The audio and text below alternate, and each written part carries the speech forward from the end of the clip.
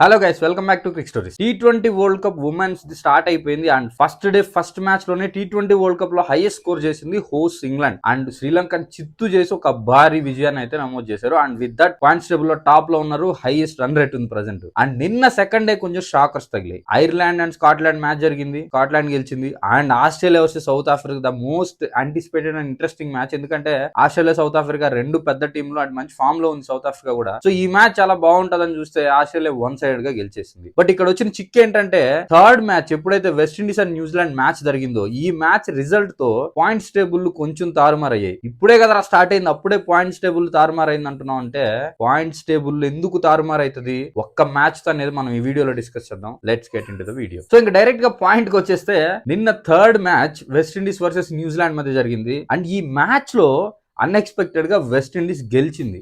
Because ఎందుకు ఇప్పుడు ఒక మ్యాచ్ లో వెస్టిండీస్ గెలిస్తే ఏమైంది, ఒక మ్యాచ్ లో న్యూజిలాండ్ ఓడిపోయినంత మాత్రం న్యూజిలాండ్ ఏమన్నా గ్రూప్ స్టేజ్ నుంచి ఎగ్జిట్ అయిద్దా, ఇటువంటి క్వశ్చన్లు వస్తాయి కదా. ఒకసారి అసలు గ్రూప్స్ ఎలా ఉన్నాయి చూద్దాం. సో మనం గ్రూప్స్ కానీ చూసుకున్నట్లయితే గ్రూప్ ఏ లో Australia, Bangladesh, India, Netherlands, Pakistan and South Africa. Group B లో England, Scotland, West Indies, New Zealand, Ireland, Sri Lanka. So ఒక్కొక్క గ్రూప్ లో 6 టీమ్స్ ఉన్నాయి. బట్ లీగ్ స్టేజ్ కంప్లీట్ అయ్యేసరికి ఎవరు టాప్ 2 లో ఉంటారో రెండు గ్రూప్ లో వాళ్ళు సెమీఫైనల్స్ ఆడతారు. ఇక్కడ ఏముంది డిఫరెంట్ గా అంటే గ్రూప్ ఏ చూసుకుంటే గ్రూప్ ఏ లో ఆస్ట్రేలియా, ఇండియా, సౌత్ ఆఫ్రికా ఇవి మూడు strong teams. Bangladesh, Netherland, Pakistan women వీటితో కంపేర్ చేస్తే కొంచెం week teams. Australia, South Africa, India మూడు స్ట్రాంగ్ టీమ్స్ ఉన్న టీమ్ లో ఇద్దరు క్వాలిఫై అవ్వాలి. సో ఆస్ట్రేలియాకి 40-45% ఛాన్స్ ఉంటుంది, ఎందుకంటే వాళ్ళ డామినేషన్ గానీ వాళ్ళ టీమ్ గానీ అంత బాగుంటది. అండ్ ఇండియా, సౌత్ ఆఫ్రికాలో ఒకరు సెమీఫైనల్స్ క్వాలిఫై అయ్యే ఛాన్స్ ఉంది. సో సౌత్ ఆఫ్రికాకి మాక్సిమం ఒకటే మ్యాచ్ ఓడిపోయే ఛాన్స్ ఉంది.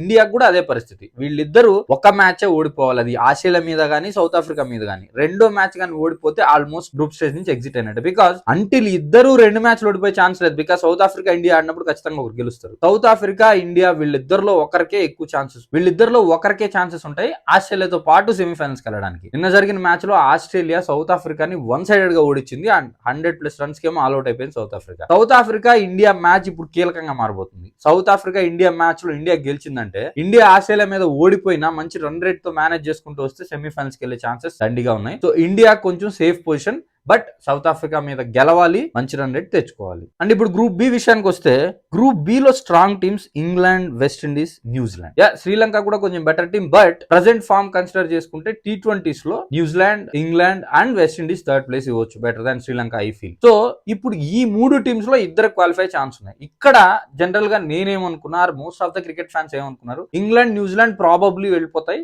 వెస్టిండీస్ మేబీ కొంచెం బయటకు వచ్చే ఛాన్సెస్ ఎక్కువ ఉంటాయనే అందరూ ఫీల్ అయి ఉంటారు. అండ్ ఎస్, నిన్నటి వరకు కూడా అదే పరిస్థితి ఉంటుంది. బట్ నిన్న మ్యాచ్ లో ఏం జరిగింది, ఇంగ్లాండ్ ఫస్ట్ మ్యాచ్ లో శ్రీలంక మీద గెలిచింది అండ్ న్యూజిలాండ్ నిన్న వెస్టిండీస్ మీద గెలిచుంటే అప్పుడు వెస్టిండీస్ కి కొంచెం టఫ్ అయ్యేది, ఎందుకంటే వెస్టిండీస్ మ్యాండేటరీగా ఇంగ్లాండ్ మీద గెలవాల్సి వచ్చింది. బట్ ఇప్పుడు న్యూజిలాండ్ ఎప్పుడైతే వెస్టిండీస్ మీద ఓడిపోయిందో, ఇన్ కేస్ వెస్టిండీస్ ఇంగ్లాండ్ మీద ఓడిపోయినప్పటికీ న్యూజిలాండ్ ఇంగ్లాండ్ మీద మ్యాండేటరీ గెలవాలి. అండ్ ఇంగ్లాండ్ హోస్ట్ కాబట్టి వాళ్ళకి పిచ్ మీద బెటర్ అండర్స్టాండింగ్ ఉంటుంది కాబట్టి మ్యాచ్ గెలవడానికి ఎక్కువ ఛాన్సెస్ ఉన్నాయి. అది పక్కన పెడితే ఇంగ్లాండ్, న్యూజిలాండ్ మ్యాచ్ లో ప్రెసెంట్ ఇంగ్లాండ్ ఉన్న బ్యాలెన్స్ కి న్యూజిలాండ్ ఓడించే ఛాన్సెస్ ఉన్నాయి. న్యూజిలాండ్ లో కొంచెం కొత్త ప్లేయర్స్, కొత్త బ్యాట్స్మెన్స్ ఉన్నారు కాబట్టి ప్రాబబ్లీ న్యూజిలాండ్ కంటే ఇంగ్లాండ్ కి కొంచెం ఛాన్స్ ఎక్కువ ఉంది. సో బట్ ఇప్పుడున్న పరిస్థితుల్లో వెస్టిండీస్ కి న్యూజిలాండ్ మీద గెలిచిన తర్వాత ఇప్పుడు వెస్టిండీస్ ఒక మ్యాచ్ ఇంగ్లాండ్ తో ఓడిపోయినప్పటికీ రన్ రేట్ మేనేజ్ చేసుకోగలిగితే West Indies have a great chance to go for the semis. మరి చూడాలి, న్యూజిలాండ్ ఒకవేళ ఇంగ్లాండ్ ఓడిస్తే స్టిల్ న్యూజిలాండ్ రేస్ లో ఉంటది. బట్ ఇప్పుడున్న బ్యాలెన్స్ సైడ్ చూసుకుంటే I feel England is better team than New Zealand. But anyways వాళ్ళు ఎప్పుడైనా కంబ్యాక్ ఇవ్వచ్చు, బికాస్ దే హ్యావ్ అగైన్